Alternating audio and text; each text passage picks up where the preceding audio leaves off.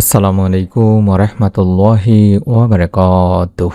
1 minute মাদ্রাসা YouTube চ্যানেলে সম্মানিত দিনী ভাই বোনেরা, আমি আশা করি রব্বুল আলামিন আল্লাহ তাআলার অশেষ মেহেরবানিতে আপনারা ভালো আছেন, সুস্থ আছেন। আলহামদুলিল্লাহ। দেখতে দেখতে আমরা আগামীকালকে 9 জিলহজে পৌঁছে গিয়েছি, অর্থাৎ আগামীকাল আরাফার দিন। দিনী ভাই বোনেরা, আপনারা রোজা রেখে আসরের পরে একটি ছোট্ট দোয়া 11 বার পড়বেন। রব্বুল আলামিন চাহে তো মাগরিবের আগে আপনার সব আশা পূরণ হয়ে যাবে ইনশাল্লাহ। নিয়ম মেনে নিয়ত করে আমল করতে হয়। আমি আশা করছি আপনারা এই ভিডিওটি থেকে যেভাবে নিয়ম এবং নিয়তটি সম্পর্কে জানতে পারবেন, সেভাবে সেই নিয়ম মেনে এবং নিয়ত করে আমলটি করেন। রব্বুল আলামিন আজকের আমলের ওসিলায়, আরাফার দিনের আমলের ওসিলায়, আসরের পরের আমলের ওসিলায় আপনার মনে নেক আশা পূরণ করে দেবেনই দেবেন। তাই অনুরোধ করছি ভিডিওটি মনোযোগ দিয়ে সম্পূর্ণ দেখার।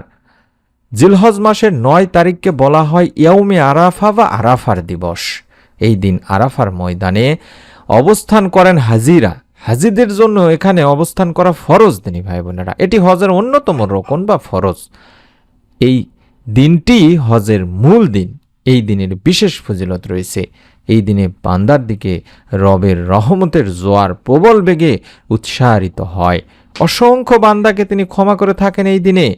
উম্মুল মুমিনিন হযরত মা আয়েশা রাদিয়াল্লাহু তাআলা আনহা থেকে বর্ণিত, রাসূল সাল্লাল্লাহু আলাইহি সাল্লাম বলেন, আরাফাত দিনের মতো আর কোনো দিনে এত অধিক পরিমাণে জাহান্নাম থেকে মুক্তি দেওয়া হয় না। আল্লাহ তাআলা দুনিয়ার নিকটবর্তী হন এবং বান্দাদের নিয়ে ফেরেশতাদের নিকট গর্ব করেন। আল্লাহ বলেন কি চায় তারা। সহিহ মুসলিম শরীফের সহিহ একটি হাদিস। এছাড়াও জাবের রাদিয়াল্লাহু তাআলা আনহু থেকে বর্ণিত আরেক হাদিসে এভাবে বর্ণনা করা হয়েছে, আল্লাহ তাআলা নিকটতম আসমানে আসেন এবং পৃথিবীবাসীকে নিয়ে আসমানের অধিবাসী অর্থাৎ ফেরেশতাদের সাথে গর্ব করে বলেন, দেখো তোমরা আমার বান্দারা উস্কো খুস্কো চুলে, ধুলোয় মলিন বদনে, রোদে পুড়ে দূর দূরান্ত থেকে এখানে সমবেত হয়েছে। তারা আমার রহমতের প্রত্যাশী, অথচ তারা আমার আযাব দেখেনি। ফলে আরাফাত দিনের মতো আর কোনো দিন এত অধিক পরিমাণে জাহান্নাম থেকে মুক্তি দেওয়া হয় না। সহিহ ইবনে হিব্বানের একটি হাদিস। এই আরাফার দিনেই আমরা আসরের নামাজ আদায় করার পর থেকে শুরু করে ইফতারের আগ পর্যন্ত, কিংবা যদি রোজা না রাখি তাহলে আসর থেকে শুরু করে আমরা সূর্য ডোবার আগ পর্যন্ত বা মাগরিবের আগ পর্যন্ত এই দোয়াটি পাঠ করব। এই সময় দোয়া আল্লাহ তাআলা কবুল করেন। তিনি ভাই বোনেরা, বলা হয়েছে আবু হুরায়রা রাদিয়াল্লাহু তাআলা আনহু থেকে বর্ণিত হাদিসে আল্লাহ রাসূল সাল্লাল্লাহু আলাইহি সাল্লাম বলেছেন, ফেরেশতারা পালা বদল করে তোমাদের মাঝে এসে থাকেন। একদল আসেন দিনে আর একদল আসেন রাতে। এই আসর ও ফজরের সালাতে উভয় দল একত্র হয়। অতঃপর তোমাদের রাত যাপনকারী যে দল, সেই দলটি উঠে যায়। তখন রব আল্লাহ তাআলা তাদের জিজ্ঞাসা করেন, আমার বান্দাদের কোন অবস্থায় তোমরা রেখে এলে? অবশ্য তিনি নিজে এই বিষয়ে সবচেয়ে বেশি জানেন। উত্তরে তারা বলে, আমরা আপনার বান্দাদের সালাতে রেখে এসেছি, আর আমরা যখন গিয়েছিলাম তখনও তারা সালাত আদায়রত অবস্থায় ছিল। এটি বুখারী শরীফের একটি হাদিস। আবু হুরায়রা রাদিয়াল্লাহু তাআলা আনহু থেকে বর্ণিত হাদিসে আল্লাহ রাসূল সাল্লাল্লাহু আলাইহি ওয়াসাল্লাম আরও বলেন, তোমাদের কেউ যদি সূর্যাস্তের আগে আসরের নামাজের এক সিজদা পায় তাহলে সে যেন সালাত পূর্ণ করে নেয়, আর যদি সূর্যোদয়ের আগে ফজরের সালাতের এক সিজদা পায় তাহলেও সে যেন সালাত পূর্ণ করে নেয়। এটিও বুখারী শরীফের সহিহ হাদিস। তাহলে আমরা যদি এই 2 ওয়াক্ত, বিশেষ করে আসরের নামাজের সময় যদি আমল করতে পারি আসরের পর থেকে শুরু করে, তাহলে আল্লাহ তাআলার কাছে ফেরেশতারা আমাদের এই আমলটি সম্পর্কে সাক্ষী দেবেন। দিনী ভাই বোনেরা, এবং আপনার আমল আল্লাহ তাআলার কাছে পৌঁছে যাবে। আপনার মনে নেক আশা ইনশাআল্লাহ পূরণ হয়ে যাবে। মানুষের সবচেয়ে প্রিয় বন্ধু ও অভিভাবকই হলেন মহান রব আল্লাহ তাআলা। এই বিশ্বাসটা মনের মধ্যে রাখতে হবে। তাকে তার ইসমে আজম, অত্যন্ত কার্যকরী, পাওয়ারফুল, সুন্দর নাম, এই নাম ধরে ডাকলে তিনি বান্দার ডাকে সাড়া দেন। বান্দা যদি তার কাছে ইসমে আজম সহকারে ডাকার মাধ্যমে তার কাছে কোনো কিছু সাহায্য চায়, তিনি ওই বান্দাকে তা দান করেন। সুবহানাল্লাহ, সুবহানাল্লাহ। প্রিয় নবী সাল্লাল্লাহু আলাইহি ওয়াসাল্লাম তার প্রিয় উম্মতের জন্য এই সুসংবাদ হাদিসে পাকে উল্লেখ করেন, যাতে বান্দা আল্লাহ তাআলাকে তার ইসমে আজমের মাধ্যমে ডাকে এবং সাহায্য প্রার্থনা করেন। হযরত বুরায়দা রাদিয়াল্লাহু তাআলা আনহু বলেন, রাসূল পাক সাল্লাল্লাহু আলাইহি ওয়াসাল্লাম এক ব্যক্তিকে এরূপ বলতে শুনলেন যে, অর্থাৎ এই মুহূর্তে যে ছোট্ট দোয়াটি দেখাচ্ছি, এই দোয়াটি আপনাকে পড়তে হবে নিয়ম মেনে। আমি নিয়ত দুটি শিখিয়ে দেব কিছুক্ষণের মধ্যে ইনশাআল্লাহ। ভিডিওটি দীর্ঘ করব না ইনশাআল্লাহ। এই দোয়াটি আপনাকে পড়তে হবে, তাই দোয়াটি সংগ্রহ করুন দিনী ভাই বোনেরা। আল্লাহুম্মা ইন্নী আসআলুকা বিআন্নাকা আনতাল্লাহ লা ইলাহা ইল্লা আনতাল আহাদুস সামাদ আল্লাযী লাম ইয়ালিদ ওয়া লাম ইউলাদ ওয়া লাম ইয়াকুল লাহু কুফুয়ান আহাদ। আশা করছি আপনারা দোয়াটি সংগ্রহ করে ফেলেছেন, মোবাইলের ছবি উঠায় নিয়েছেন অথবা স্ক্রিনশট নিয়েছেন। আমি স্ক্রিনের মধ্যে আরবি বাংলা দুটি উচ্চারণই দেখায় দিচ্ছি, যাতে করে আপনারা দেখে দেখেও পড়তে পারেন, কোনো সমস্যা নেই ইনশাল্লাহ। এই দোয়াটি আমি আবারও দেখাবো নিয়মটি বলে দেওয়ার সময়।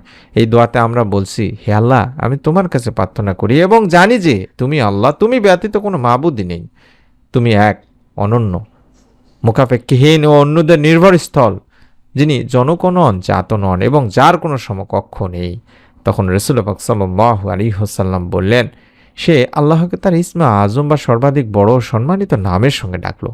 অর্থাৎ ইসমা আজম দ্বারা যখন কেউ তার নিকট কিছু প্রার্থনা করে, তিনি তাকে তা দান করেন, এবং যার দ্বারা যখন কেউ তাকে ডাকে, তিনি তার ডাকে সাড়া দেন।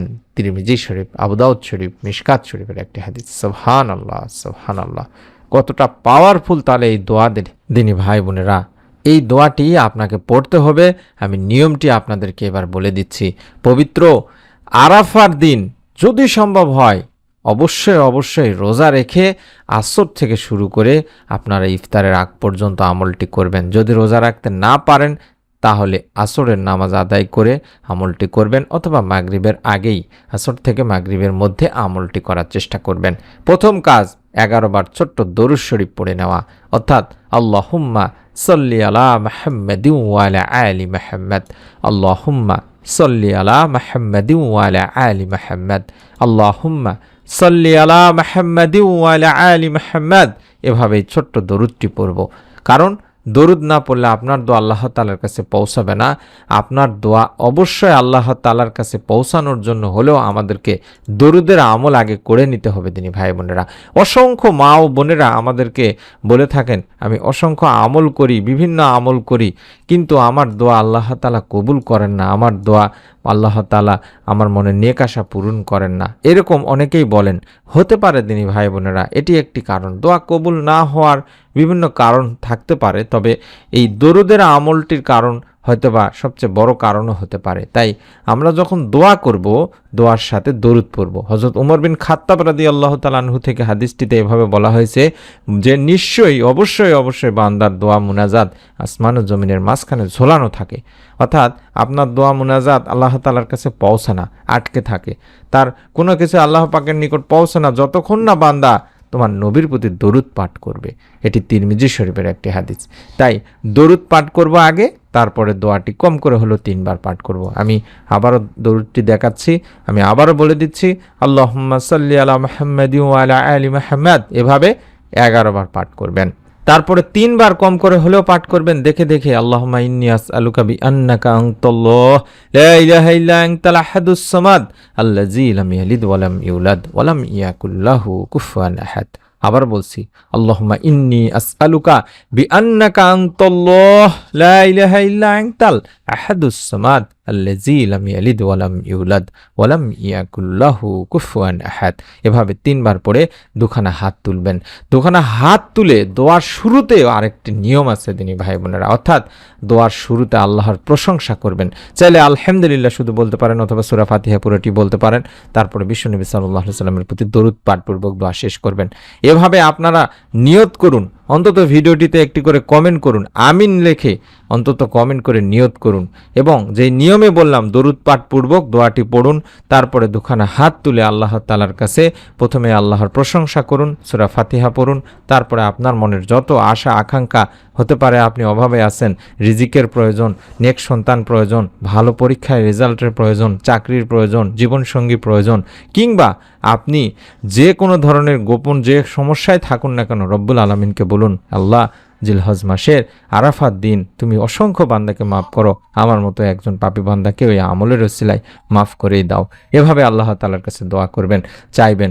যারা নেক সন্তান চান, চাইলে আমাদের এই চ্যানেলটি, প্রতিদিনের আমল চ্যানেলটি ইউটিউবে সার্চ করলে পেয়ে যাবেন। সেই চ্যানেলের ভিডিওগুলো দেখে আমল করুন। রব্বুল আলামিন অসংখ্য মা ও বোনকে জিলহজ মাসে, গত বছর জিলহজ মাসের আমলের ওসিলায় নেক সন্তান দান করেছেন, আরাফার আমলের ওসিলায় দিনী ভাই বোনেরা। চাইলে সেই ভিডিওগুলো আমরা এখনও দিচ্ছি, ভিডিওগুলো দেখে আমল করুন। এবং আগামীকালকে আপনারা আরাফাত দিনের আমল সম্পর্কে নতুন ভিডিও পেয়ে যাবেন। আশা করছি সেই ভিডিওটি পাওয়ার জন্য প্রত্যেকেই যারা এখন পর্যন্ত চ্যানেলটি সাবস্ক্রাইব করেননি, সেই ভিডিওটি পাওয়ার জন্য হলেও, মিস না করার জন্য হলেও আমি অনুরোধ করব এই বাটনটি, সেম টু সেম বাটনটি এই ভিডিওটির একটু নিচে তাকান, বাম পাশে দেখুন, এই সাবস্ক্রাইব লেখা বাটনটিতে আমি যেভাবে চাপ দিলাম একবার চাপ দিয়ে রাখুন। আগামীকালকের গুরুত্বপূর্ণ আরাফার দিনের আমল ফজিলত নিয়ে ভিডিওটি পেয়ে যাবেন ইনশাল্লাহ। আমরা মন থেকে দোয়া করি যারা আমল করবেন রব্বুল আলামিন যেন আপনাদের যার যার মনের নেক ও ভালো আশাগুলো পূরণের সুসংবাদ দান করেন। আমিন। আসসালামু আলাইকুম ওয়া রাহমাতুল্লাহি ওয়া বারাকাতুহু।